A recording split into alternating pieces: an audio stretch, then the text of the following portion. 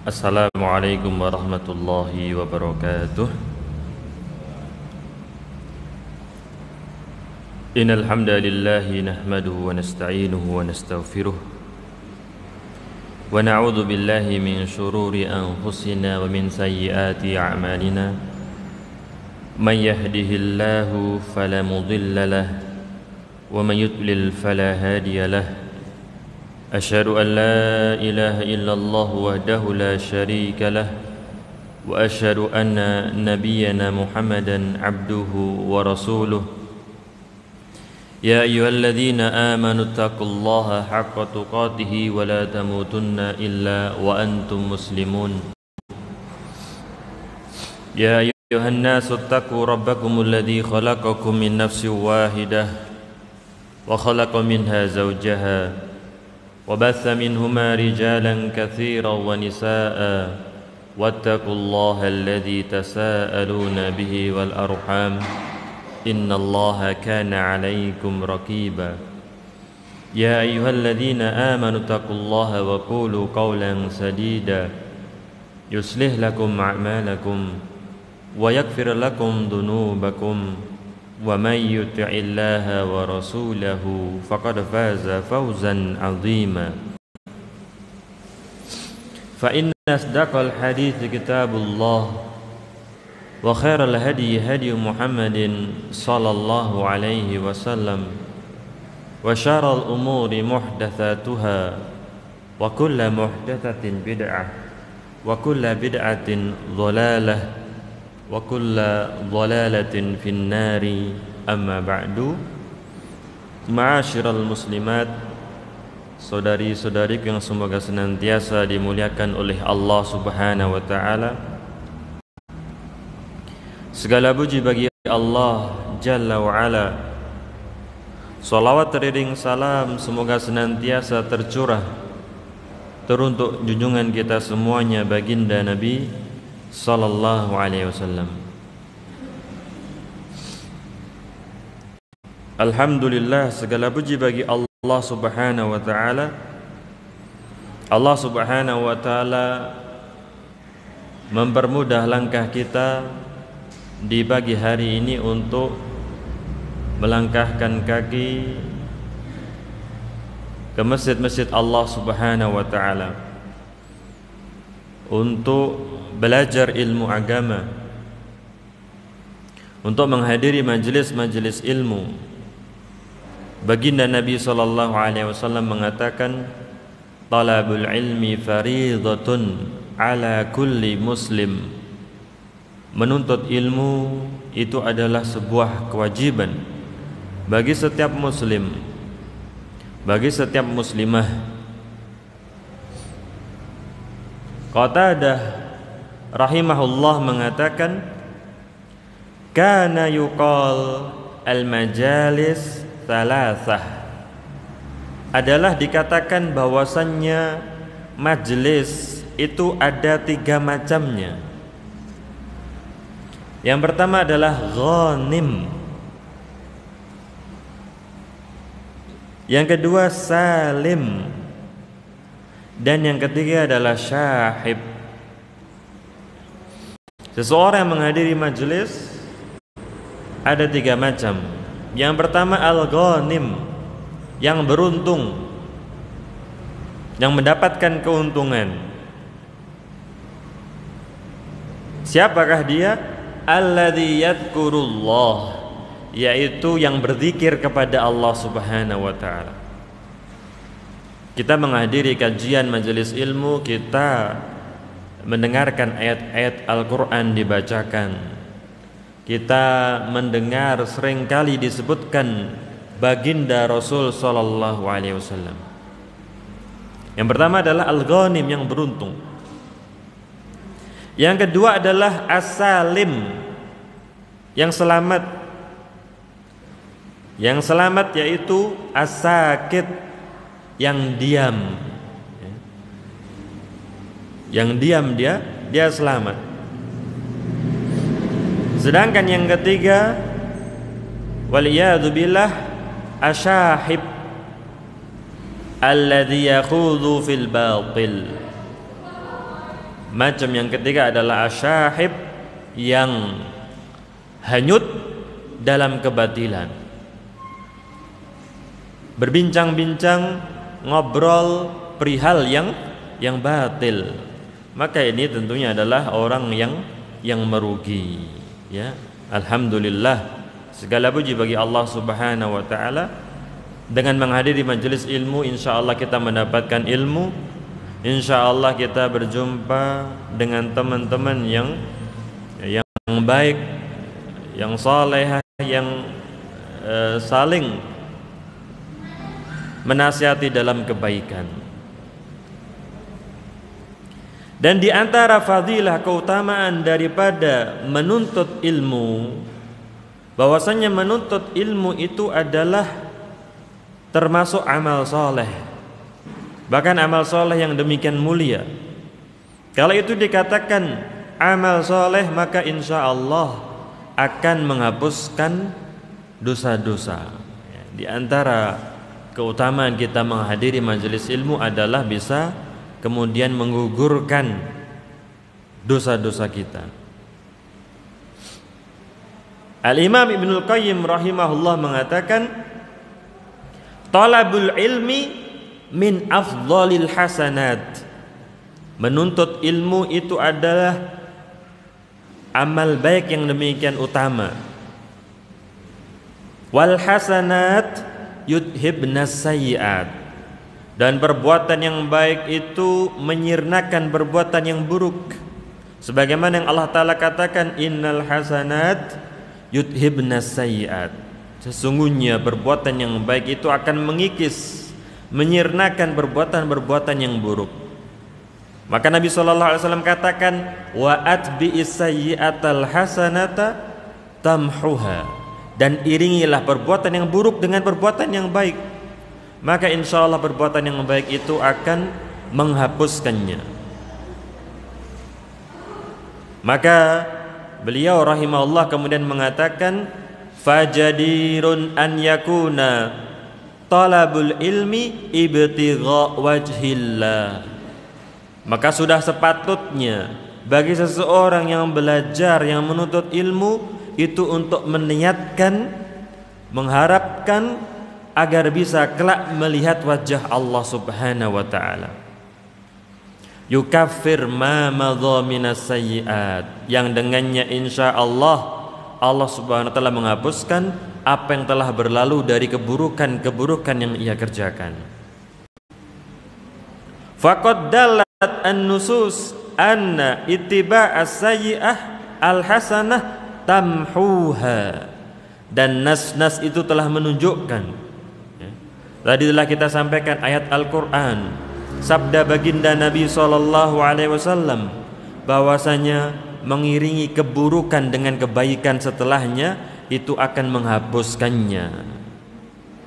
Fa kaifa bima huwa min afdhalil hasanat wa ajallit ta'at. Dan bagaimana lagi kalau itu adalah kebaikan yang demikian utama, ketaatan yang demikian mulia, yaitu menuntut ilmu. Maka sangatlah besar diharapkan bisa menghapuskan dosa-dosa, ya. Bisa menghapuskan pengaruh-pengaruh buruk daripada dosa-dosa tersebut, ya.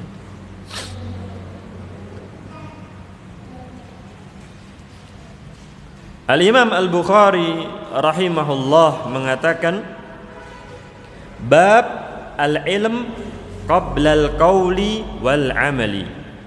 Bab berilmu sebelum berucap dan berbuat, ya. Masih di halaman yang keempat, ya. Ibu-ibu, mbak-mbak, adik-adik yang dirahmati oleh Allah Subhanahu wa taala,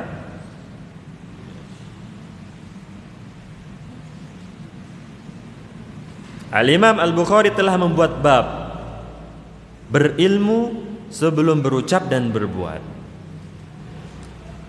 Dikatakan oleh Al-Hajjawi, ulama dari kalangan Hanabilah, madhab Hambali, beliau mengatakan, wa qad haka ba'dhum al-ijma' ala annahu la yajuzu limukallaf an yuqaddim ala fi'lin hatta ya'lam hukmallah fi, ya. Dan sebagian itu telah berijma', telah berkonsensus, ya, bahwasannya tidaklah boleh bagi seorang mukallaf, ya, yang sudah akil balik, ya, bagi seorang mukallaf tidak boleh, ya, untuk mengerjakan sebuah amalan hingga dia itu tahu hukum Allah padanya, ya. Tidaklah boleh kemudian dia beramal, melakukan sebuah amalan kecuali dia sudah tahu hukum Allah padanya, hukum Allah Subhanahu wa taala di dalamnya, ya.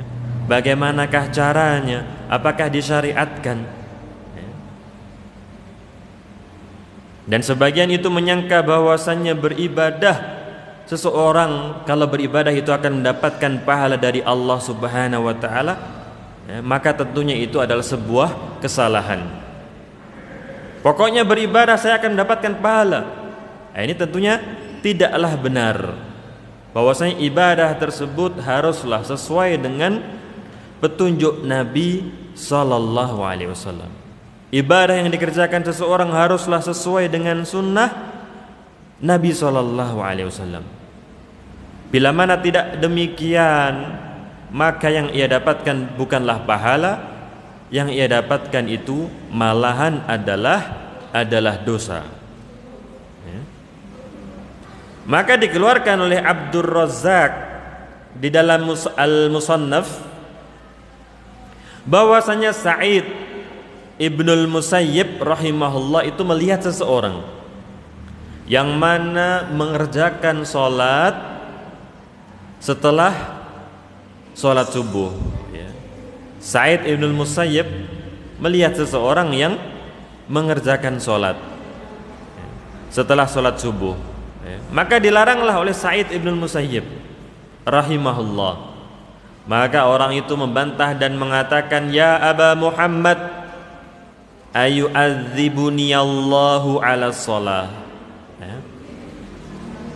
Maka dia membantah dan mengatakan, wahai Abu Muhammad, apakah Allah Subhanahu wa taala akan mengazabku dengan sholat? Apakah dengan sholat yang aku kerjakan ini akan mendatangkan hukuman azab dari Allah Subhanahu wa taala? Maka Abu Muhammad Sa'id Ibnul Musayyib mengatakan, la, walakin yu'adzibuka ala khilafi sunnah. Tidak, ya, akan tetapi Allah Subhanahu wa taala mengazabmu karena engkau menyelisih sunnah, ya. Karena engkau mengerjakan sebuah amalan tidak di atas sunnahnya baginda Nabi sallallahu alaihi wasallam, ya. Tidak ada sholat sunnah setelah sholat subuh, ya. Yang ada adalah sebelumnya, ya. Kecuali, ya, mungkin bagi yang mengqadha'nya, dia bangun sudah iqamah sholat subuh, dia sholat jamaah, kemudian barulah kemudian ia mengerjakan sholat sunnah fajar, sholat sunnah sebelum subuh.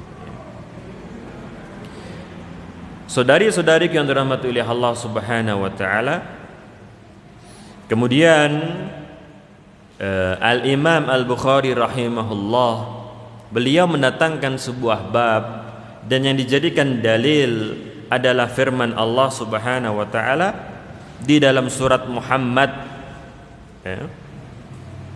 Allah Subhanahu wa taala mengatakan, fa'lam annahu la ilaha illallah wastaghfir li dzambik walil mu'minina wal mu'minat wallahu ya'lamu mutaqallabakum wa mathwakum. Allah Subhanahu wa taala berfirman yang artinya, maka ketahuilah, ya. Allah Subhanahu wa taala memulai dengan ilmu, ya. Maka ketahuilah sesungguhnya tidak ada ilah, sesembahan yang berhak diibadahi dengan benar kecuali Allah Subhanahu wa taala. Dan beristighfarlah terhadap dosamu, ya. Mohonlah ampunan bagi dosamu. Walil mu'minina wal mu'minat, demikian pula bagi orang-orang yang beriman, baik laki-laki maupun perempuan. Dan Allah Subhanahu wa taala mengetahui, ya, mutaqallabakum wa mathwaakum, tempat di mana kamu berusaha dan tempat di mana kamu tinggal, ya. Maka disebutkan di dalam tafsir Asy-Syaikh As-Sa'di rahimahullah, ya, beliau mengatakan fa'lam, ilmu apa, ya? Maka ketahuilah tersebut. Wa hadzal ilm alladzi amara Allahu bihi huwa al-ilmu bi tauhidillah. Ilmu yang Allah Subhanahu wa taala perintahkan di dalam surat Muhammad tersebut adalah ilmu terkait tauhidullah, terkait mengesahkan Allah Subhanahu wa taala. Maka ketahuilah bahwasanya la ilaha illallah fardu ainin ala kulli insan, menjadi fardu ain, wajib atas seluruh manusia. La yaskut an ahad kainan mankan, siapapun dia wajib baginya untuk kemudian mengilmui terkait la ilaha illallah. Bal kullu muttar ila dzalik, bahkan semuanya itu membutuhkannya. Apalah manfaat seseorang itu hidup kalau dia tidak tahu la ilaha illallah, kalau dia tidak mengimani la ilaha illallah. Maka akhwati fillah rahimani Allah wa iyyakum, segala puji bagi Allah Subhanahu wa taala yang Allah Subhanahu wa taala memberikan hidayah taufik kepada kita untuk mengerti, memahami, mengamalkan makna la ilaha illallah, ya.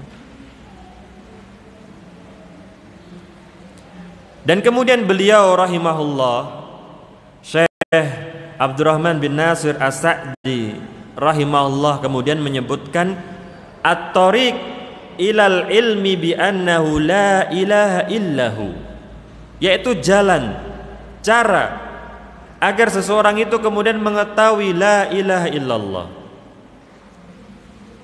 Yang pertama, yang paling penting itu adalah tadabbur asma'ihi wa sifatihi.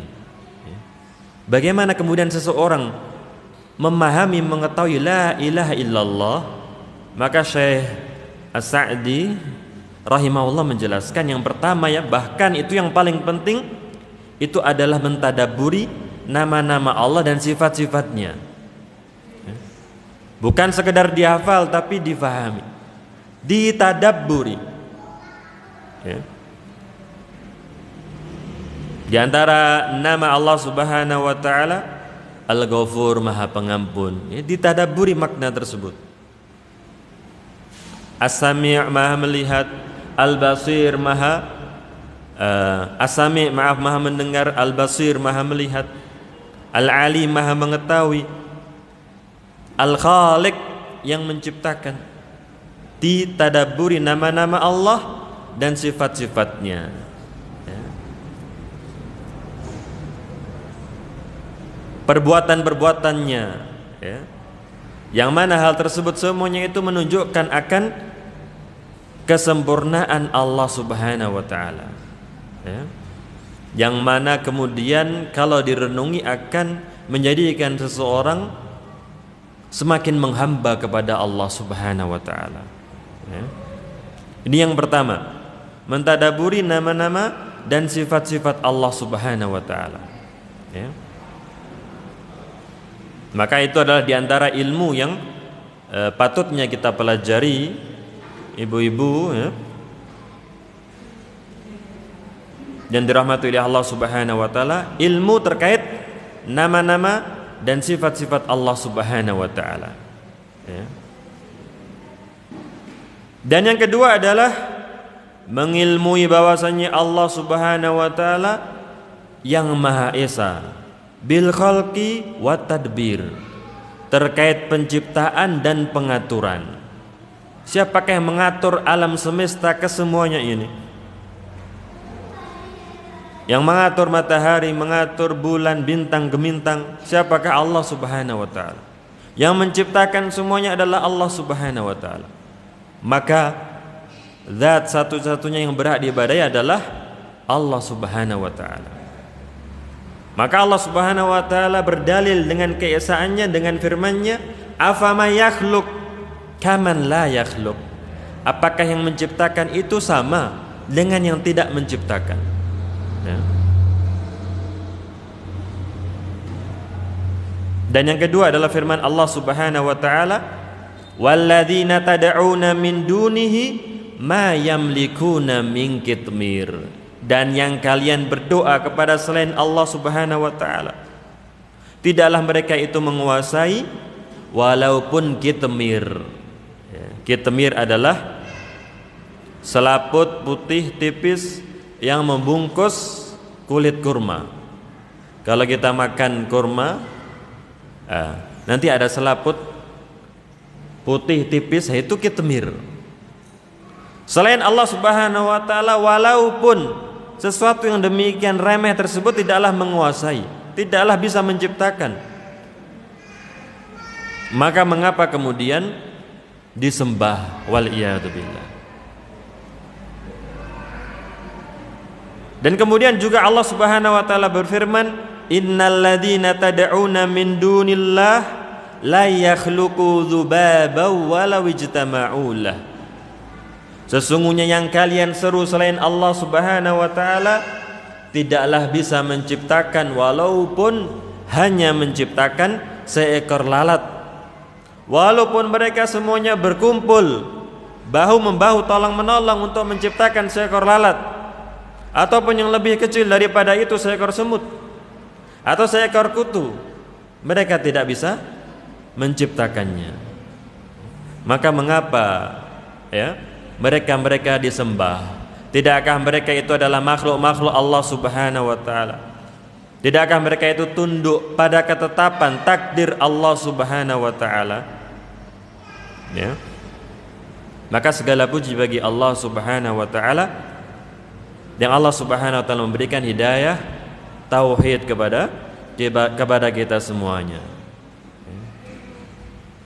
Kaum muslimat rahimani Allah wa iyyakum, dan kita senantiasa meminta kepada Allah Subhanahu wa taala agar Allah Subhanahu wa taala mewafatkan kita semuanya di atas tauhid, ya. Karena yang memang berhak diibadahi dengan benar hanyalah Allah Subhanahu wa taala. Dan yang ketiga, yaitu mengilmui bahwasannya Allah Subhanahu wa taala saja yang memberikan kenikmatan adz-dzahirah wal batinah, ad-diniyah wad dunyawiyah. Allah Subhanahu wa taala saja yang memberikan kenikmatan kepada kita, kepada hamba-hambanya, baik nikmat itu yang terlihat ataupun tidak terlihat, nikmat dunia ataupun nikmat agama. Siapakah semuanya ini yang memberikan? Adalah Allah Subhanahu wa taala. Kesehatan, waktu luang, keamanan, ilmu, kekayaan, jabatan, siapakah yang memberi? Allah Subhanahu wa taala, ya. Maka Allah Subhanahu wa taala mengatakan, ya ayyuhalladzina amanu dzkuru ni'matallahi 'alaikum.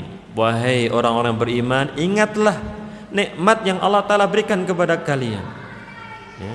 Senantiasa saja seseorang itu berada pada nikmat Allah Subhanahu wa taala, ya. Masih bisa bernafas, alhamdulillah, ya. Masih bisa menggerakkan sendi-sendi tubuhnya, alhamdulillah, ya.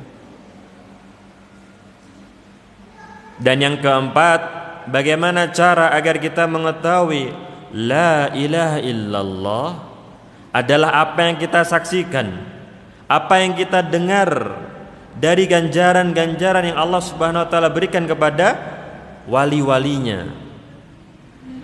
Dengan apa? Dengan kemenangan, dengan kenikmatan yang disegerakan. Siapakah yang Allah Subhanahu wa taala tolong? Nabi Ibrahim alaihissalam, Nabi Musa alaihissalam, Nabi Isa alaihissalam, Allah Subhanahu wa taala mengangkatnya.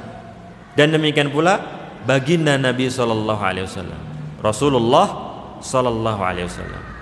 Dan siapakah yang Allah Subhanahu wa taala binasakan? Musuh-musuh mereka, ya. Fir'aun, ya. Orang-orang yang menentang mereka, kaum musyrikin.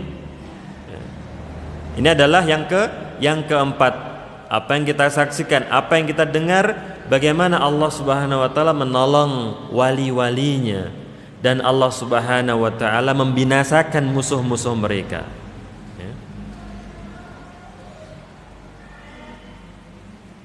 Dan yang kelima adalah mengetahui sifat-sifat berhala-berhala tersebut, tandingan-tandingan yang disembah selain Allah Subhanahu wa taala, bahwasanya mereka itu tidak bisa memberikan manfaat, tidak bisa pula menolak madarat, ya. Tidak bisa menghidupkan, tidak bisa mematikan, tidak bisa menciptakan, ya. Bagaimana lemahnya mereka tersebut, ya. Dan yang keenam adalah ittifaq kutubillahi ala dzalik, yaitu bahwasannya kitab-kitab Allah itu isinya adalah sama. Bahwasanya setiap nabi, setiap rasul yang Allah Subhanahu wa taala mengutus mereka, semuanya mereka itu menyeru agar manusia mengucapkan la ilaha illallah. Mereka semua menyeru, "U'budullah ma lakum min ilahin ghairuh." Sembahlah Allah, tidak ada Tuhan yang berhak disembah dengan benar selain Allah Subhanahu wa taala. Ya, semua daripada mereka. Ya. Mengapa kok terjadi perbedaan? Ya karena memang Allah Subhanahu wa taala tidaklah menjaga kitabnya selain Al-Qur'an. Inna nahnu nazzalna dzikra wa inna lahu lahafidun. Kamilah yang menurunkan Al-Qur'an dan kami pula yang akan menjaganya.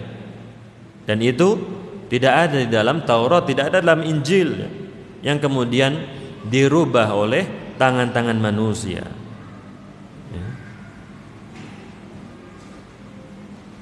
Dan yang ketujuh adalah bahwasannya khawas al-khalq, ya, para rasul, para nabi, manusia-manusia terpilih tersebut akmalul khaliqati akhlaqan wa uqula wa ra'yan wa sawaba wa ilman, ya. Bahwasanya manusia-manusia terbaik yang demikian dekat dengan Allah Subhanahu wa taala tersebut adalah manusia yang paling sempurna akhlaknya, paling sempurna akalnya, paling sempurna pendapat-pendapatnya, paling sempurna ilmunya. Karena mengapa? Karena mereka demikian dekat dengan Allah Subhanahu wa taala, senantiasa mendapatkan bimbingan dari Allah Subhanahu wa taala.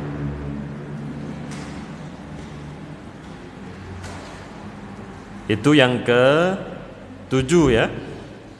Ibu-ibu, mbak-mbak dan adik-adik yang dirahmati Allah Subhanahu wa taala. Dan yang disebutkan terakhir oleh Syekh Abdurrahman bin Nasir As-Sa'di, agar kita bisa mengetahui faham la ilaha illallah, yang ke-8 adalah ma aqamahullahu minal adillah al-ufuqiyah wan nafsiyah. Apa yang Allah Subhanahu wa taala jadikan dalil akan keesaannya yang ada di alam semesta ataupun ada dalam diri manusia tersebut, ya. Kalau dia memperhatikan dirinya, ia ketahui betapa maha kuasanya Allah Subhanahu wa taala. Ia lihat alam semesta yang demikian beraturan.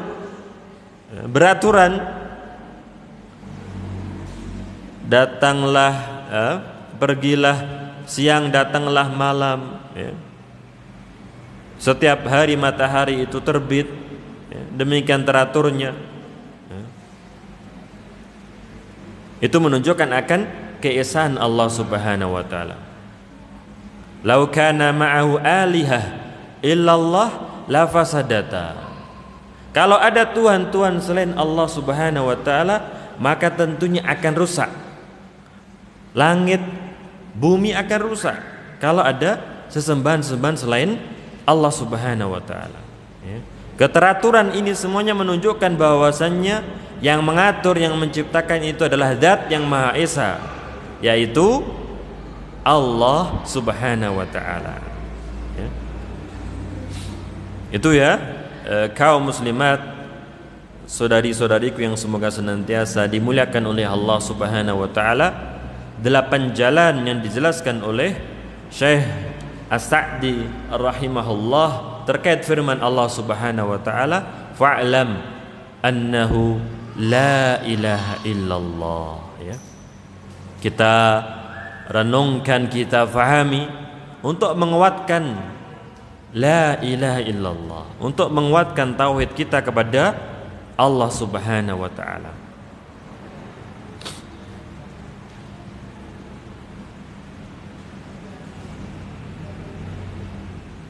Akhwati fillah rahimani Allah wa iyyakum. Demikianlah bahwasannya tak akan bergeser kedua kaki seorang hamba di hadapan Allah Subhanahu wa taala hingga dia ditanya terkait 2 perkara, terkait 2 hal. Madza kuntum ta'budun dan madza ajabtumul mursalin, ya. Apa yang kalian sembah? Siapakah yang kalian sembah? Bagaimana kalian menjawab seruan para rasul, ya? Asyhadu an la ilaha illallah wa asyhadu anna muhammadar rasulullah. Setiap hari kita dengarkan syahadat tersebut, atau juga kita ucapkan agar kita senantiasa perhatian terkait hal tersebut, bahwasanya yang berhak diibadahi dengan benar hanyalah Allah Subhanahu wa taala. Dan kita dalam beribadah tersebut haruslah sesuai dengan tuntunan Rasulullah sallallahu alaihi wasallam. Takkan bergeser kedua kaki seorang hamba hingga Allah Subhanahu wa taala tanyakan kepadanya, madza kuntum ta'budun? Madza ajabtumul mursalin? Siapakah yang kalian sembah? Bagaimanakah kalian menjawab seruan para rasul yang Allah Subhanahu wa taala telah mengutus mereka? Maka berkata Sufyan bin Uyainah rahimahullah, ya, yang sedikit daripada biografi beliau telah kita jelaskan di pertemuan bulan yang lalu, ya. Sufyan bin Uyainah rahimahullah,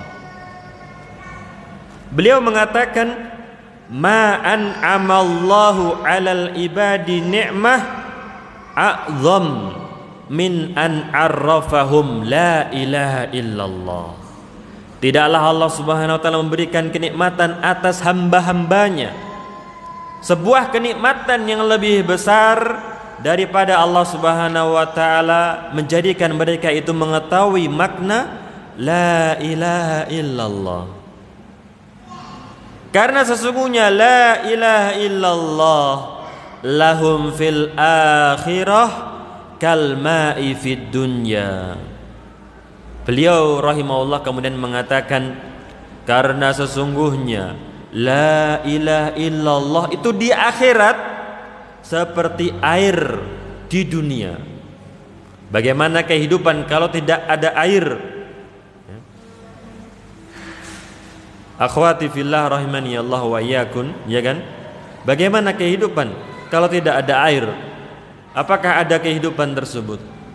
Sedangkan kita mengetahui dari airlah kemudian muncul kehidupan. La ilaha illallah itu di akhirat seperti air di dunia. Man lam takun ma'ahu la ilaha illallah fahuwa mayyit. Barang siapa yang tidak ada bersamanya la ilaha illallah, maka dia itu adalah mayyit. Ya. Maka segala puji bagi Allah Subhanahu wa taala, kenikmatan yang Allah Subhanahu wa taala berikan kepada kita semuanya alhamdulillah demikian besar. Ya. Kita belajar untuk memahami makna la ilaha illallah dengan harapan agar kita bisa meninggal di atas la ilaha illallah. Karena kata Nabi sallallahu alaihi wasallam, "Man kana akhiru kalamihi la ilaha illallah, dakhalal jannah." Barang siapa yang akhir daripada ucapannya itu adalah la ilaha illallah, insyaallah dia akan masuk surga. Ya. Sejauh mana dia mengamalkan la ilaha illallah, maka semudah itulah kelak dia akan bisa mengucap la ilaha illallah di penghujung hidupnya. Ya. Tidak ada ceritanya kehidupan tanpa ada air. Ya. Maka sebagaimana pula hal tersebut tidak ada ceritanya. Ya. Seseorang itu hidup kemudian tidak mengerti la ilaha illallah. Ya. Ibaratnya adalah mayyit. Ibaratnya adalah orang yang mati.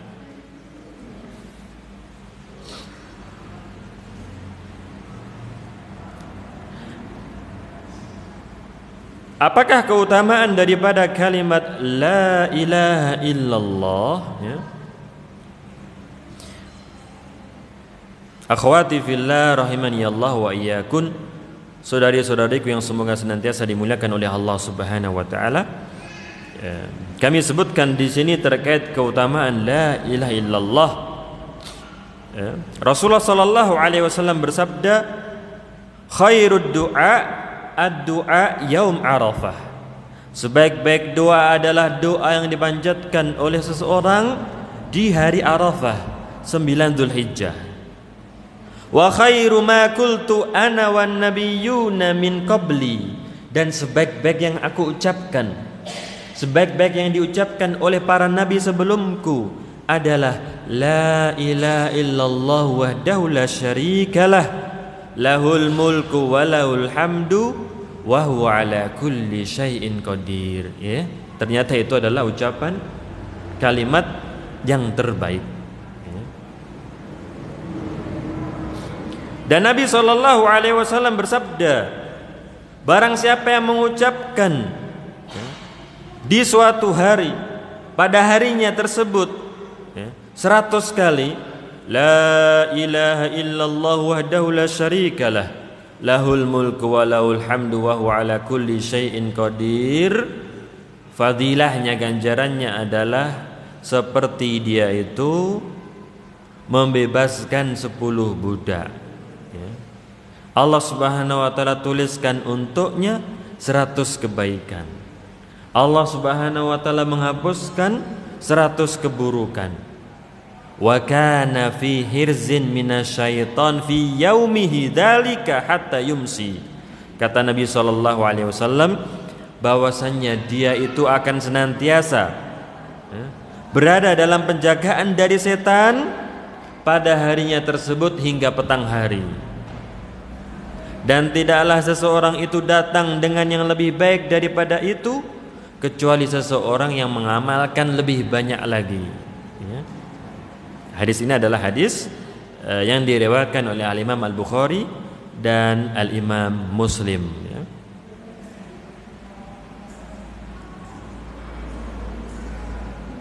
Dan juga ada sebuah hadis ya, yang dihasankan oleh Syekh Al-Albani rahimahullah.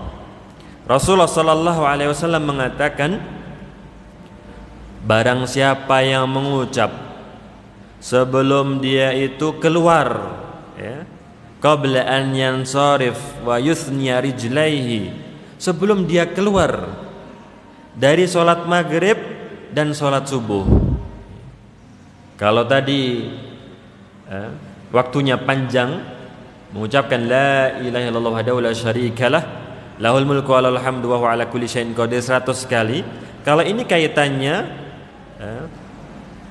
akhwati fillah rahimani Allah wa iyyakum, kaitannya adalah terkait sholat maghrib dan sholat isya. Sholat maghrib dan sholat subuh.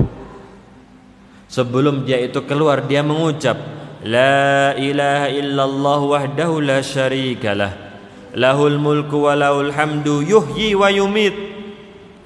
Ada tambahan yuhyi wa yumit wa huwa ala kulli syai'in qadir. Dia membacanya 10 kali, maka akan dituliskan untuknya pada setiap satunya itu 10 kebaikan. Pada setiap satu kalimat yang ia ucapkan itu 10 kebaikan. Allah Ta'ala hapuskan 10 keburukan.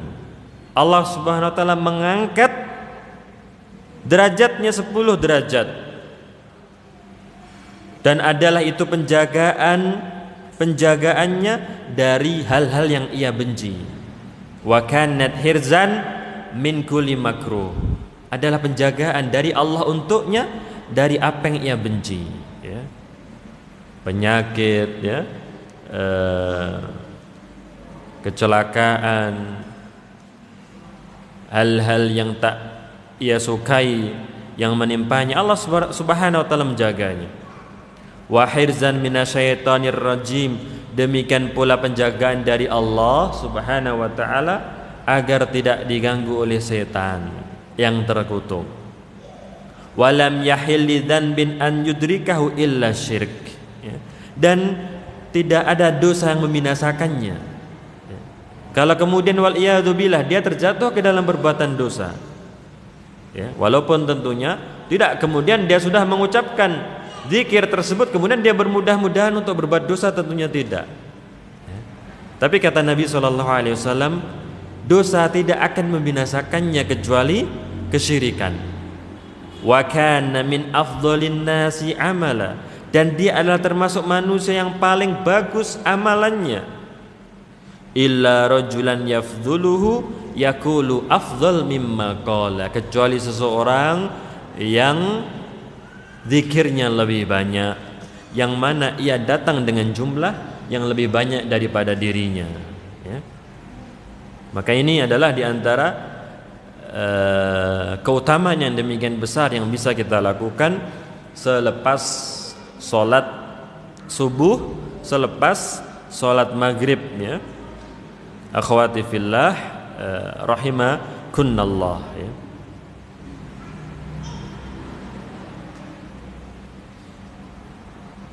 Dan kalau kita melihat kapankah diucapkan la ilaha illallah, apakah di sana ada waktu-waktu khusus, apakah di sana ada amalan-amalan yang kemudian setelahnya itu disyariatkan, disunahkan untuk membaca la ilaha illallah, ya, adalah yang kita dapatkan daripada hadis-hadis baginda Nabi SAW. Seseorang itu mengucap walaupun tidak hanya la ilaha illallah, ya, ini adalah mengucap syahadat, adalah setelah berwudu. Setelah berwudu, sebelum berwudu mengucap bismillah, dan setelahnya mengucap asyhadu alla ilaha illallah wahdahu la syarikalah wa asyhadu anna muhammadan abduhu wa rasuluh, ya. Mengucap bismillah, ia sempurnakan wudunya dengan benar, ya, dan setelahnya dia bersyahadat. Maka kata Nabi SAW, illa futihat lahu abwabul jannati tsamaniyah, fadilahnya adalah dibukakan untuknya pintu surga yang berjumlah 8 tersebut. Yadkhulu min ayyiha sya, dia bisa masuk dari pintu yang ia inginkan, ya. Jangan lupa sehabis wudu bersyahadat.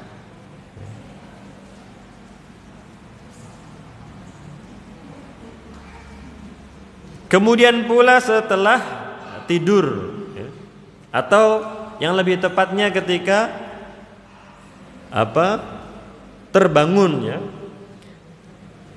Ketika terbangun, atau bahasa kita ngelilir ya, ibu-ibu, mbak-mbak, adik-adik yang dirahmati oleh Allah Subhanahu wa taala, ternyata itu adalah sebuah kenikmatan dari Allah Subhanahu wa taala. Terbangun itu jadi adalah kenikmatan dari Allah Subhanahu wa taala. Karena baginda Nabi sallallahu alaihi wasallam mengatakan, "Man ta'arra minal lail." Barang siapa yang intabaha, terbangun di waktu malam, terbangun dari tidurnya, kemudian dia mengucap la ilaha illallah wahdahu la syarikalah, lahul mulku wa lahul hamdu wa huwa ala kulli syai'in qadir, alhamdulillah wa subhanallah wa la ilaha illallah wallahu akbar wa la hawla wa la quwwata illa billah. Dia mengucapkan zikir tersebut ya. Jadi jangan hanya pindah posisi tidur, atau kemudian jangan hanya kemudian pergi ke kamar mandi ya, untuk menyelesaikan hajatnya. Jangan lupa untuk kemudian memanfaatkan kesempatan tersebut ya. Kata Nabi SAW ya, setelah dia mengucapkan zikir itu, kemudian kalau dia berdoa kepada Allah, Allahumma gfirli, ya Allah ampunilah aku, atau dia berdoa dengan doa-doa yang lainnya, ustujibalahu, maka akan diijabahi apa yang ia pinta tersebut. Fa in tawaddo'a wa shalla qubilat sholatuhu. Bila mana setelah itu dia berwudu, dia salat, insya Allah akan diterima salatnya. Ini hadis riwayat Al-Imam Al-Bukhari ya.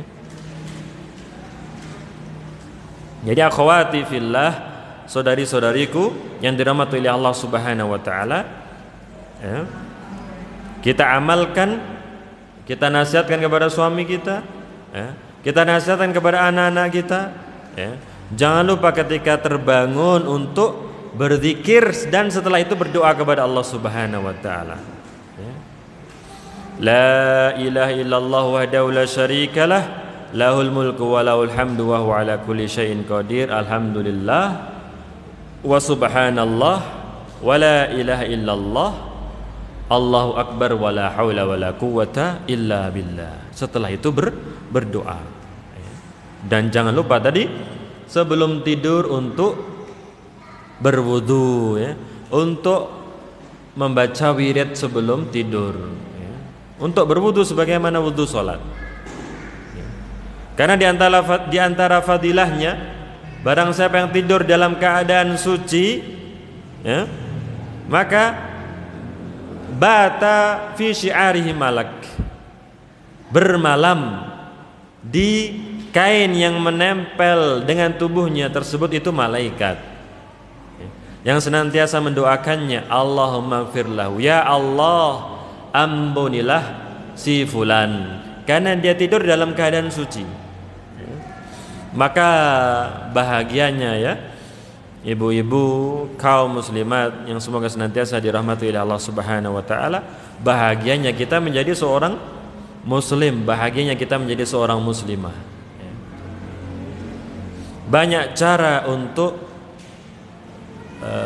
beristighfar, mohon ampun kepada Allah Subhanahu wa taala.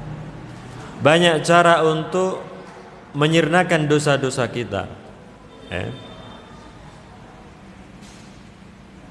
Dia dalam tidur ada yang mendoakannya.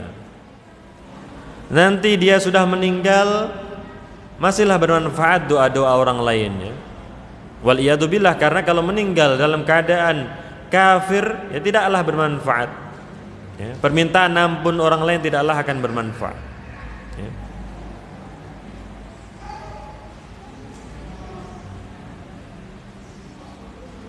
Dan kalau mau tidur lagi, apakah kemudian berwudu ya. Dia tidur dalam keadaan suci ya. Kemudian katakanlah ke kamar mandi, apakah kemudian juga berwudu lagi ya. Maka disebutkan daripada apa yang dilakukan oleh baginda Nabi SAW. Beliau hanya membasuh mukanya, ya, membasuh wajah, ya. Kemudian tidur lagi, ya. Kalau kemudian terbangun, ya, di waktu malam dan belum berkehendak untuk mengerjakan sholat malam, ya, masih mau melanjutkan tidurnya. Bahkan dalam perkara tidur pun ada tuntunan yang diajarkan oleh baginda Nabi Sallallahu Alaihi Wasallam. Dan dengan mentauhidkan Allah Subhanahu Wa Taala, ya, maka insya Allah kalaupun seseorang itu dilanda musibah yang demikian berat, Allah Subhanahu Wa Taala akan memberikan kemudahan. Maka di antara doa yang diajarkan oleh baginda Nabi Sallallahu Alaihi Wasallam, bila mana dalam keadaan yang demikian genting, ya, untuk mengucap La ilaha illallah al-azim al-halim, La ilaha illallah Rabbus samawati wal ardi wa Rabbul arsil azim, ya. Mengucapkan La ilaha illallah. Kalau belum hafal, ya, mengucapkan La ilaha illallah, La usyriku bi syai'a, La ilaha illallah, ya. Insya Allah akan mendatangkan ketenangan.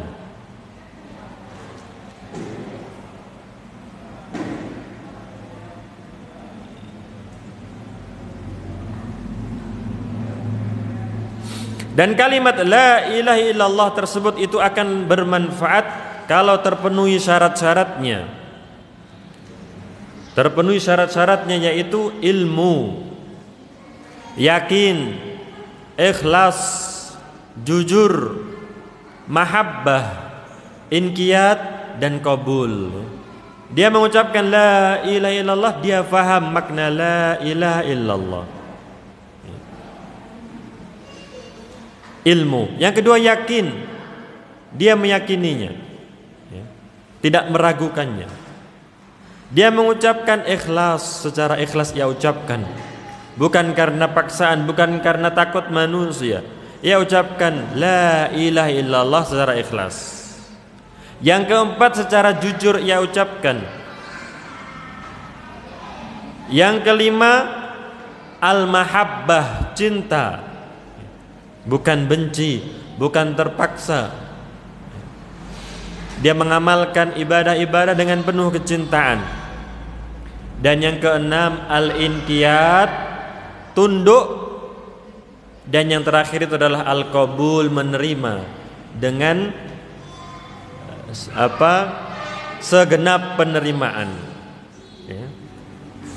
Dan sungguh miris bila mana kita menjumpai dari banyak kaum muslimin itu yang tidak kemudian mengetahui makna La ilaha illallah. Dan buktinya kemarin di bulan Desember, katakanlah, ya, akhwati fillah rahimani Allah wa iyyakum, betapa banyak yang kemudian mengucapkan selamat, ya, atas perayaan hari besar orang-orang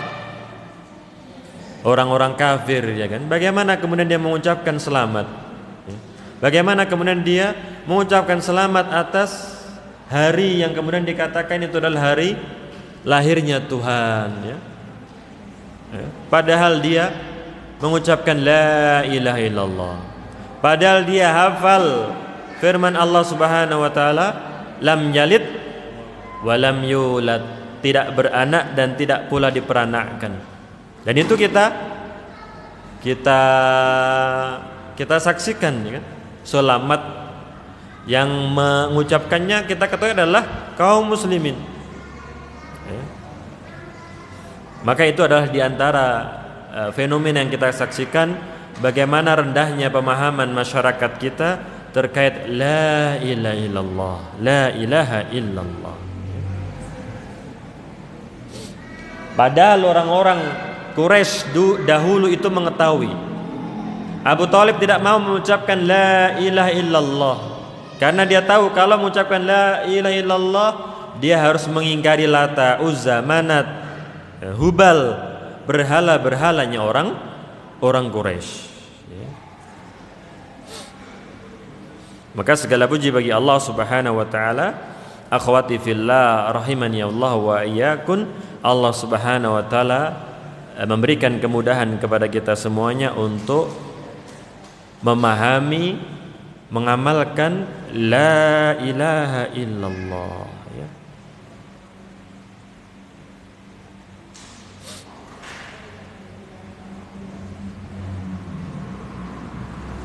Allah Subhanahu wa taala berfirman, fa'lam annahu la ilaha illallah, ketahuilah bahwasanya tidak ada ilah yang berhak diibadahi dengan benar kecuali Allah Subhanahu wa taala, wastaghfir li dzambik, dan beristighfarlah, mohonlah ampun kepada Allah Subhanahu wa taala terhadap dosamu.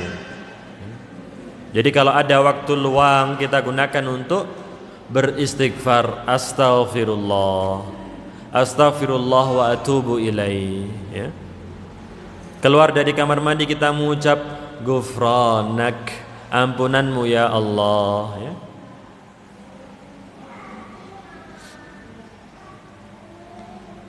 Dan juga Allah Subhanahu wa taala perintahkan walil mu'minina wal mu'minat, dan juga mintalah ampun kepada Allah tidak hanya teruntuk dirimu tapi juga untuk kaum mukminin dan kaum mukminat, laki-laki yang beriman dan perempuan-perempuan yang beriman. Jadi jangan lupa ketika berdoa, akhwati fillah, ya, untuk kemudian mendoakan, ya, orang tua kita, mendoakan guru-guru kita, ya, mendoakan keluarga kita, sanak kerabat, tetangga, ya. Karena itulah yang bermanfaat. Apalagi kalau sudah meninggal, ya kan, sangat-sangat dibutuhkan lagi. Dan baginda Nabi SAW mengatakan dalam sebuah hadis yang dihasankan oleh Syekh Al-Albani rahimahullah, man istaghfara lil mu'minina wal lil mu'minat, barang siapa yang memohonkan ampun untuk kaum mukminin dan kaum mukminat, kataballahu lahu bikulli mu'min wa mu'minah hasanah, fadilahnya adalah Allah tuliskan untuknya pada setiap mukmin, pada setiap mukminah itu kebaikan, ya. Berapa banyak orang yang didoakan olehnya, yang dia pinta kepada Allah Subhanahu wa taala agar mengampuninya, berapa banyaknya. Maka itulah dari setiap mukmin mukminah itu Allah Subhanahu wa taala tuliskan untuknya kebaikan. Maka kita beristighfar dengan mengucap astaghfirullah. Kita mendoakan mereka, ya. Rabbana ighfirli wali walidayya walil mu'minina wal mu'minat, Allahumma ighfirli walil muslimina wal muslimat. Jangan lupa untuk mendoakan kaum muslimin wal muslimat, ya. Al mu'minina wal mu'minat, ya. Dia mendoakan mereka semuanya, dia mendapatkan kebaikan. Betapa jumlah daripada kaum muslimin, berapa jumlah daripada kaum muslimat, demikian banyak dia mendapatkan pahala. Allah Subhanahu wa taala tuliskan untuknya kebaikan dari mereka semuanya itu. Maka ini adalah amalan yang ganjarannya demikian besar. Allahumma ighfirli walil mu'minina wal mu'minat, Rabbana ighfirli wali walidayya walil mu'minina wal mu'minat, waliman dakhala baitiya mu'minau, ada di akhir surat Nuh, ya. Atau doanya Nabi Ibrahim, Rabbana ighfirli wali walidayya walil mu'minina yauma yaqumu al-hisab, itu ada di surat Ibrahim, ya.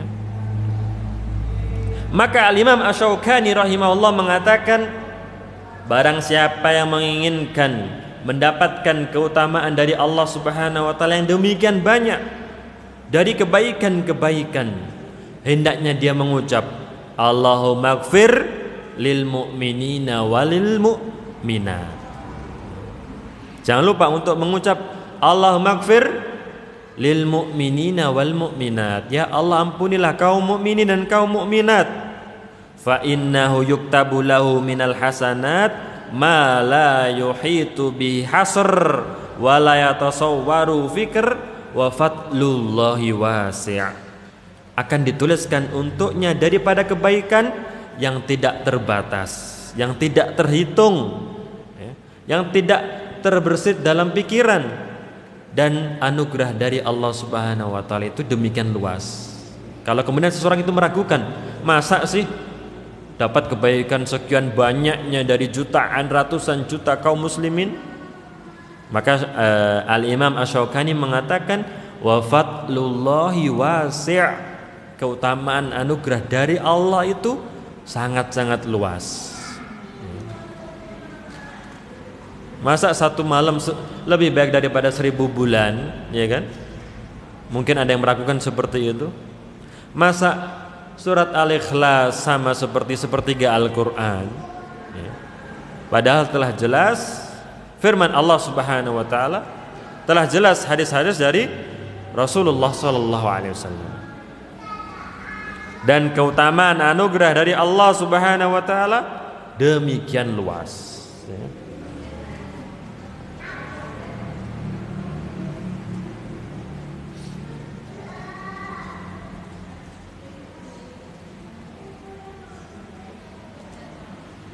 Di antara faedah yang bisa kita petik daripada ayat tersebutnya, wabil khusus ini terkait istighfar, ya, untuk kaum mukminin dan kaum mukminat. Karena tadi telah kita bahas terkait la ilaha illallah, ya. Di antara faedahnya adalah bahwasannya Allah Subhanahu wa taala memuliakan umat ini, kemuliaan umat Islam, yang mana Allah Subhanahu wa taala perintahkan kepada nabi mereka untuk beristighfar, ya, terhadap dosa-dosa mereka. Karena Allah taala perintahkan kepada baginda Nabi sallallahu alaihi wasallam, wastaghfir lidzambik, ya, walil mu'minina wal mu'minat. Dan engkau wahai Muhammad, mintalah ampun kepada Allah terhadap dosamu dan juga dosa-dosa kaum mukminin dan kaum mukminat. Maka ini adalah anugerah, kemuliaan yang Allah Subhanahu wa taala berikan kepada umat Islam, kepada umat baginda Nabi sallallahu alaihi wasallam. Dan berkata Ibnu Atiyah, wajib atas setiap mukmin untuk memintakan ampun kaum mukminin dan kaum mukminat, ya, mengikuti apa yang dikerjakan oleh baginda Nabi sallallahu alaihi wasallam.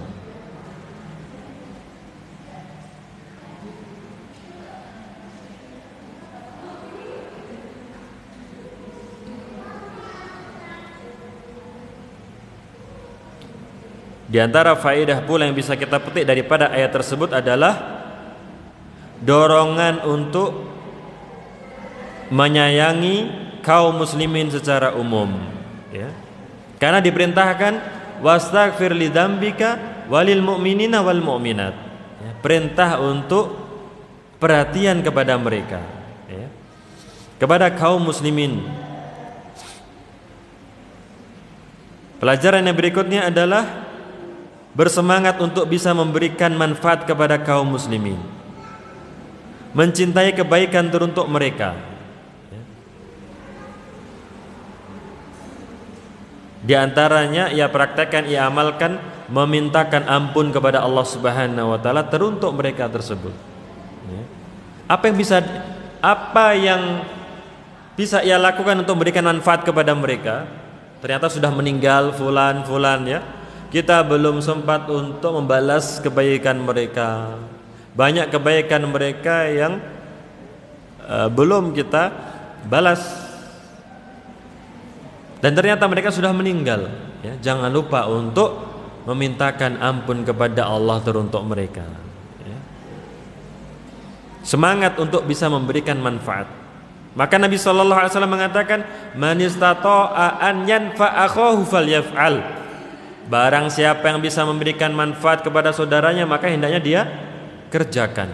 Walaupun hanya sekedar doa, bahkan itu yang lebih bermanfaat. Bahkan itu yang lebih bermanfaat. Kemudian berakhlak yang baik kepada sesama kaum muslimin, ya. Tidak menyombongkan diri, tidak meremehkan mereka, mudah memaafkan, ya.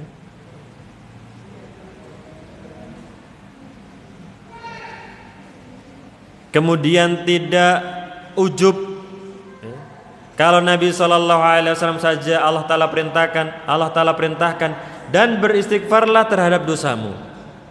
Bagaimana terkait kita semuanya kalau baginda Nabi SAW diperintahkan oleh Allah, wastaghfir li dzambik. Nabi SAW di penghujung usia beliau SAW, di sujud dan rukuknya, yang beliau sering ucapkan adalah subhanakallahumma wa bihamdika Allahumma gfirli, ya. Itulah yang beliau sering baca di akhir-akhir kehidupan baginda Nabi SAW, ya. Agar apa? Agar kita tidak ujub, ya. Dan banyak faedah, ya, yang bisa kita petik, yang bisa kita ambil dari ayat ini, ya.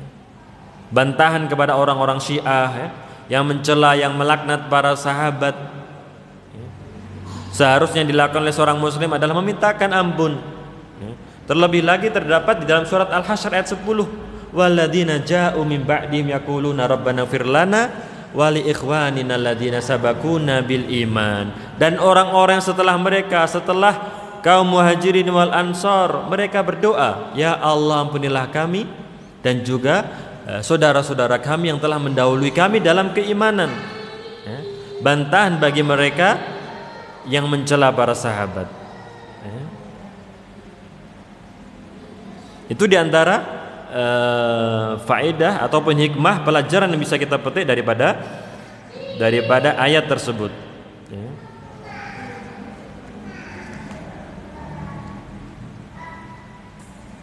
Fal ilmu muqaddamun alal qauli wal amal, maka ilmu itu didahulukan daripada ucapan dan perbuatan, ya.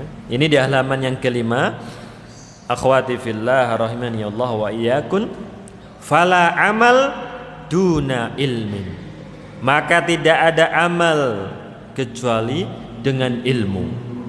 Wa awal ma yanbaghi ta'allumuhu at-tauhid, yang pertama kali hendaknya dia pelajari adalah tauhid, asas, pondasi. Bagaimana Nabi SAW mendakwahkan tauhid selama 13 tahun. Wa alat tarbiyah au ma yusamma bi ilmi suluk, dan demikian pula dengan ilmu tarbiyah terkait akhlak, terkait tasfiyatun nafas, menyucikan diri. Fa ya'rifullahu ta'ala, maka dia kemudian mengetahui Allah Subhanahu wa ta'ala. Wa yusahhih aqidatahu, dan dia bisa meluruskan, membenarkan akidahnya. Wa ya'rif nafsahu wa kaifa yuhadzibuha wa yurabbiha, dan juga dia itu mengetahui dirinya, bagaimana dia seharusnya membimbing dirinya tersebut, ya. Apakah tabiatnya itu berucap yang kotor, ya dia tahu, oh ternyata tidak diperbolehkan. Bagaimana tabiatnya, apakah keras, kasar, dia belajar menyucikan diri, oh ternyata tidak bagus kalau kasar, ya. Kalau keras hati, ya. Kalau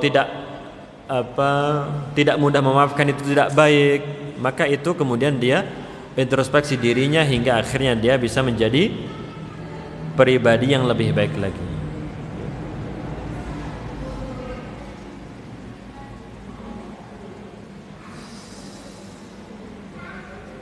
Itu ya, akhwati fillah, ibu-ibu, mbak-mbak, adik-adik yang semoga senantiasa dalam bimbingan dan lindungan Allah Subhanahu wa taala. Masih terkait poin yang kedua, bahwasannya seorang muslimah itu wajib untuk berilmu terlebih dahulu, sebelum berucap, sebelum berbuat. Insya Allah dengan ilmu tersebut dia akan bisa menggapai derajat kesolehahan, menjadi seorang perempuan yang solehah, berbekal dengan ilmu. Tidak mungkin seorang perempuan akan menjadi solehah, akan menjadi sebaik-baik perhiasan dunia kecuali dengan ilmu. Itu yang bisa kita sampaikan di kesempatan yang mulia ini.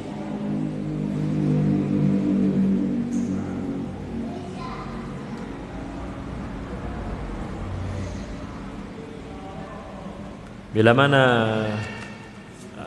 ada pertanyaan, ya, silahkan ibu-ibu, mbak-mbak, adik-adik. Bila mana ada pertanyaan bisa disampaikan.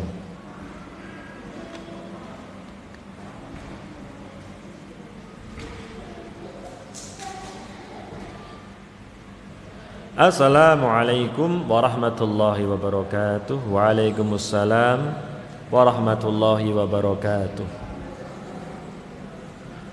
Rasulullah sallallahu alaihi wasallam menganjurkan jika masuk masjid supaya sholat 2 rakaat, sholat sunnah, ya. Tetapi di masjid di sini, ya, tidak tahu ya kalau ibu-ibu di sini bagaimana, di sini atau di tempat yang lain. Tapi disebutkan di sini ibu-ibu tak ada yang sholat sunnah. Akhirnya saya juga tidak sholat. Bagaimana supaya kami bisa bersemangat untuk sholat tahiyatul masjid? Jazakallahu khaira. Iya. Wa jazakumullahu khaira wa barakallahu fikum. Bahwasanya terkait pertanyaan yang ditanyakan ini terkait sholat tahiyatul masjid, ya. Dan Nabi SAW itu mengatakan, ya, barang siapa yang masuk masjid hendaklah dia tidak duduk kecuali terlebih dahulu sholat 2 rakaat, ya. Bahkan Syekh Muqbil rahimahullah, ya, berpendapat terkait sholat tersebut, sholat tahiyatul masjid adalah wajib, ya, karena saking sangat ditekankannya tersebut, ya. Maka kita nasihatkan kepada jamaah sekalian, ini adalah kemudahan yang Allah Ta'ala berikan, ya. Karena tentunya kalau di rumah, ya, kita tidak bisa sholat tahiyatul bait, ya, tidak ada. Kalau kita masuk pasar, ya, apalagi bagaimana mau sholat? Yang ada adalah mungkin belanja, ya, yang hanya bisa dikerjakan kalau kita masuk masjid, ya. Maka janganlah kemudian diremehkan hal tersebut. Apalagi tadi ada yang memandang wajib karena saking sangat ditekankan, ya. Bahkan kita jumpai Nabi SAW khutbah Jumat, ada yang langsung duduk, ya. Sedangkan kita mengetahui khutbah Jumat itu rukun, ya, daripada sholat Jumat itu sendiri. Ternyata orang tersebut langsung duduk dan diperintahkan oleh baginda Nabi SAW untuk bangun, untuk sholat terlebih dahulu dua rakaat. Maka bagaimana kemudian seorang muslimah meninggalkan amalan ini? Kalau situasi sedang khutbah Jumat saja disuruh berdiri oleh baginda Nabi SAW. Padahal mendengarkan khutbah Jumat tidak sama seperti mendengarkan khutbah Idul Fitri, ya. Kalau khutbah Idul Fitri, Idul Adha bukanlah rukun, ya. Kalau ini adalah termasuk rukun, ya. Sholat Jumat itu sendiri. Bagaimana kemudian kita meninggalkannya, ya? Dan Baginda Nabi SAW dalam sebuah hadis ya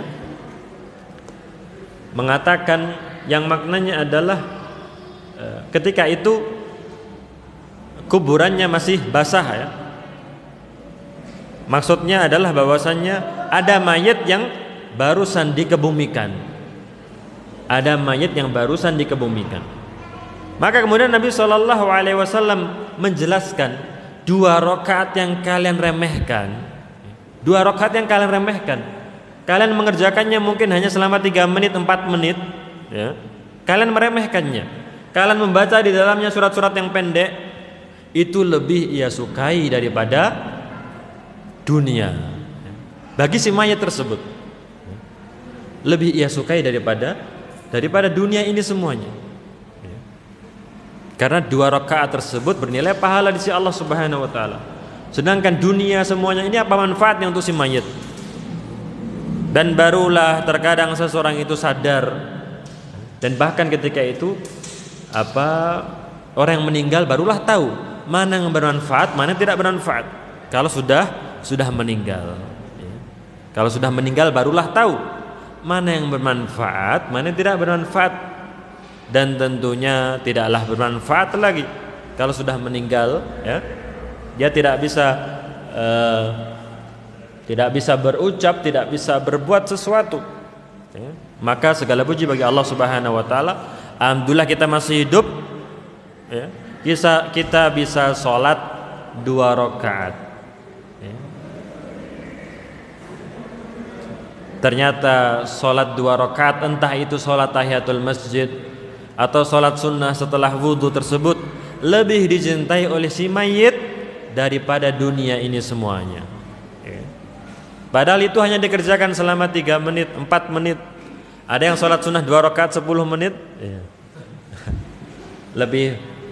Lebih afdal daripada sholat subuh, atau lebih panjang daripada sholat subuh. Sholat subuh 10 menit sudah lama ya kan. Dan tidaklah kemudian seorang muslim, seorang muslimah itu menyepelekan amalan-amalan yang kecil tersebut ya.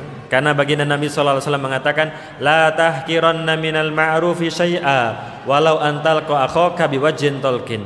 Janganlah kemudian kalian meremehkan kebaikan sekecil apapun itu, walaupun hanya bermuka ceria ketika berjumpa dengan saudara kita. Mengapa dia tidak mengerjakannya? Apakah karena meremehkan? Nabi SAW mengatakan seperti itu. Janganlah seseorang itu meremehkan kebaikan sekecil apapun itu. Bahkan Nabi SAW mengatakan, ittaqin nar walau bisyikki tamroh. Takutlah kalian akan neraka walaupun hanya sebutir biji kurma. Apalagi ini sholat 2 rakaat, tentunya lebih bisa menyelamatkan seseorang dari azab Allah Subhanahu wa taala. Kalau 1 butir kurma itu bisa menyelamatkan dari api neraka, ya kan? Terlebih lagi bagaimana dengan 2 rakaat sholat. Dan kita bisa menggabungkannya dengan sholat sunnah setelah wudhu ya. Bisa kita gabungkan sholat tahiyatul masjid tersebut dengan sholat qobliyah, atau mungkin sholat duha belum sholat duha, karena ini tadi waktu sholat duha ya kan, kecuali mau sholat zuhur atau sholat asar. Dan terkait sholat duha sendiri itu ada fadilahnya, bukan yang dikerjakan di rumah, yang dikerjakan di masjid. Akhwati fillah rahimani Allah wa iyyakun. Semoga ini bisa didengarkan ya, terkait fadilah sholat duha di masjid. Dan ini tentunya tidak kita kerjakan setiap hari, karena kalau kita kerjakan setiap hari nanti kita bikin sebuah tradisi, sebuah amalan yang baru ya, dikerjakan sesekali. Kejadiannya ketika itu para sahabat berperang. Ternyata mereka itu pulangnya cepat. Ghanimah yang didapatkan banyak. Maka para sahabat ini atau mereka yang tidak ikut perang ini berbincang-bincang. Wah, enak sekali yang ikut perang ini ya. Sudah cepat pulang, ya, pulangnya cepat, jaraknya dekat, sedangkan harta rampasannya banyak, ghanimah yang didapatkan banyak. Maka kemudian baginda Nabi SAW menjelaskan kepada para sahabat dan kepada kita semuanya, ya, di sana ada sebuah amalan, yaitu datang ke masjid untuk sholat duha. Itu lebih dekat, itu lebih banyak ghanimahnya, itu lebih tidak melelahkan, lebih tidak menyusahkan daripada seseorang pergi berperang, ya kan, bisa pulang tinggal nama, ya kan.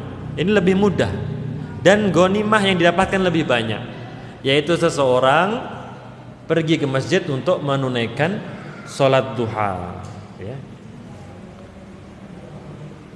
Ini wallahu a'lam ya, apakah kita pernah mengerjakannya atau mungkin kita belum pernah mengerjakannya. Kalau belum pernah mengerjakannya, alhamdulillah ya kan. Kalau kita kemudian ada sebuah kajian di masjid dikerjakan di waktu duha, jangan lupa ya, untuk meniatkan mengerjakan sholat duha di masjid tersebut. Yang mana tadi telah kita jelaskan bisa digabung dengan sholat tahiyatul masjid. Karena sholat tahiyatul masjid bukan ibadah yang mahdhah. Pokoknya masuk masjid sholat 2 rakaat. Pokoknya masuk masjid sholat 2 rakaat. Begitu ya, akhwati fillah rahimani Allah wa iyakun. Ya. Sifat karakteristik seorang muslimah adalah tidak meremehkan amalan-amalan. Kenapa? Iya, sholat yang dikerjakan di situ sholat jamaah. Iya. Dan terkait tadi ada hadisnya, tapi saya lupa ya, yang tadi terkait sholat duha di masjid, saya lupa, agak panjang karena lafadz teksnya, tapi ada hadisnya ya terkait sholat duha di masjid ya. Nanti mungkin bisa saya sampaikan ya terkait hadisnya tersebut.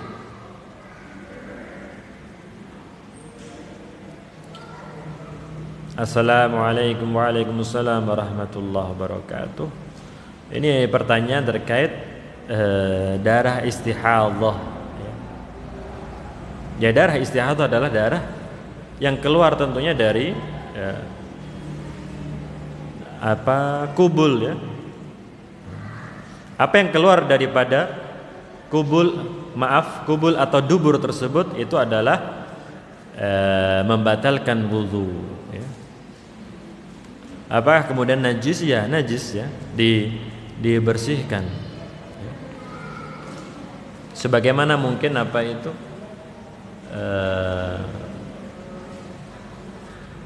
wadi ya, yang keluar setelah buang air kecil ya, atau madi ya, sebagaimana hadisnya Ali bin Abi Thalib ya, kuntu rajulan madzaan, maka dilaporkanlah kepada Rasulullah SAW, dan Rasulullah SAW mengatakan iksil dzakaraka wa tawaddo, ya, bersihkanlah dan kemudian berwudulah ya. Wallahu a'lam.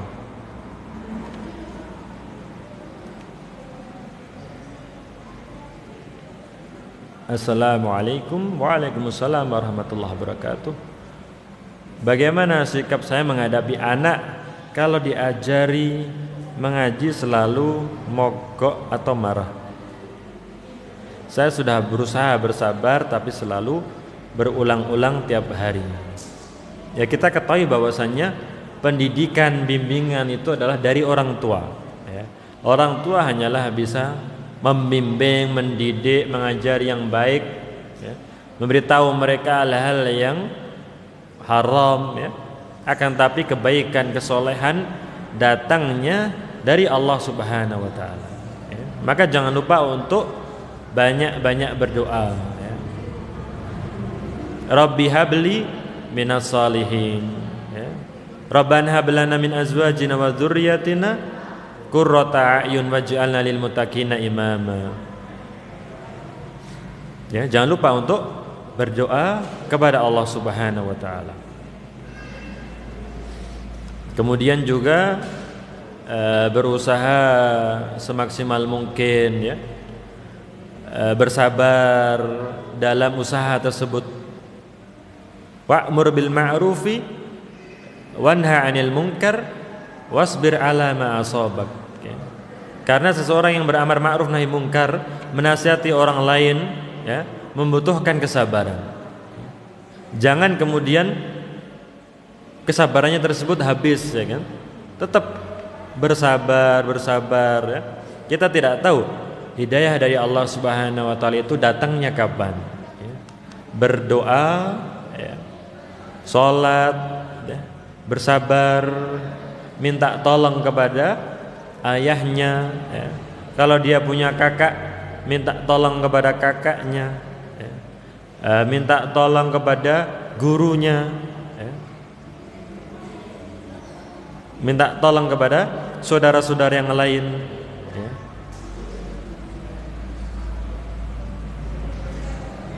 Semoga Allah Subhanahu wa taala memberikan kemudahan dan memberikan kelunakan hati kepada anak dari ibu yang bertanya ini ya.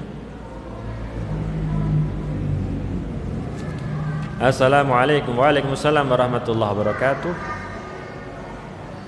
Apakah wudu lagi ketika mau tidur? Sudah wudu tapi sebelum tertidur kita batal wudunya. Wallahu alam. Terkait perintah untuk tidur dalam keadaan suci tersebut adalah ketika kita beranjak mau tidur sudah kita dalam keadaan suci. Untuk kemudian apa yang terjadi setelah itu wallahu alam, tidaklah diperintahkan untuk kemudian berwudu lagi. Dia hendak tidur ya, mendatangi firash, mendatangi kasurnya tersebut untuk tidur dalam keadaan suci ya. Karena kalaupun juga 8 jam katakanlah kalau tidurnya 8 jam atau 6 jam, yang didoakan oleh malaikat itu yang senantiasa dalam keadaan suci, tentunya itu adalah satu yang sulit ya kan? Satu yang sulit. Karena kalau tidur ya, kita mengetahui orang tidur mungkin buang angin ya kan, kentut ya, dan yang lain sebagainya ya. Tapi kalau kemudian dipersyaratkan